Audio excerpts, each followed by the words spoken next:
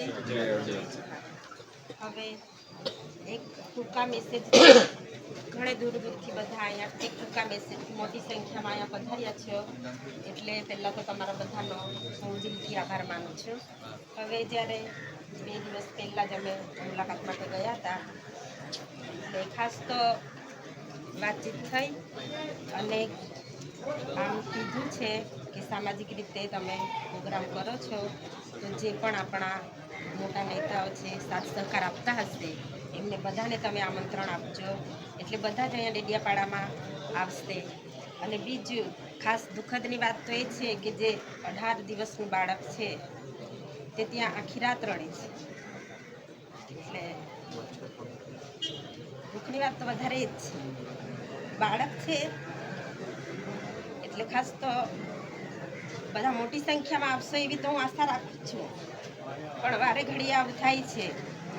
પરિવાર પર હું એકલી છું આજે બા, એટલે એક વાર થયું, 2 વાર થયું, પછી મારું પણ મનોબળ તૂટી જાય છે। પણ આજે તમે બધા અમારી સાથે ઊભા છો અને એ જ રીતે તમે બધા પ્રોગ્રામ છે તે દિવસે મોટી સંખ્યામાં લોકોને લઈને આવશો એવી હું આશા રાખું છું। મનોબળ મજબૂત કરવા માટે તો તમારો સાથ સહકાર મને જોઈએ છે, એટલે તમે બધા સાથ સહકાર આપશો એવી હું આશા રાખું છું।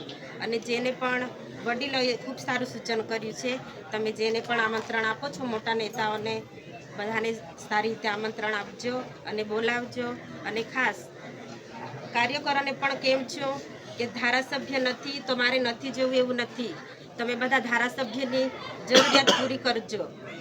બેન એકલા બાર છે એટલે બેન આવશે એવી આશા નહીં રાખતા, બેનને બાળકો છે, હોસ્ટેલમાં બાળકો ભણે છે, ત્યાં મારે જવાનું થાય છે, જેલ મુલાકાતે જવાનું થશે, મારી દોડધામ વધી છે, એટલે કાર્યકરોને પણ એક વિનંતી છે કે તમે બધા લોકોને જ્યાં જરૂરિયાત પડે છે ત્યાં જજો, ધારાસભ્યની જરૂરિયાત તમે પૂરી કરશો એવી હું આશા રાખું છું। અને ખાસ આ જે પ્રોગ્રામ છે એ શાંતિથી આપણે પૂર્ણ કરવાનો છે, આપણે કોઈ સાથે લડાઈ ઝઘડા કરવાના નથી, આપણે શાંતિપૂર્ણક એમને ન્યાય મળે।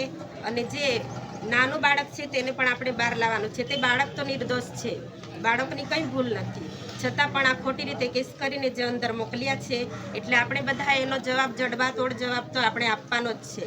એટલે તમે બધા સાથ સહકાર આપશો, મારા પરિવાર સાથે ઊભા રહેશો એવી હું આશા રાખું છું। અને તમે બધા અહીંયા મોટી સંખ્યામાં પધાર્યા છો એટલે તમારો બધાનો હું ખૂબ ખૂબ આભાર માનું છું।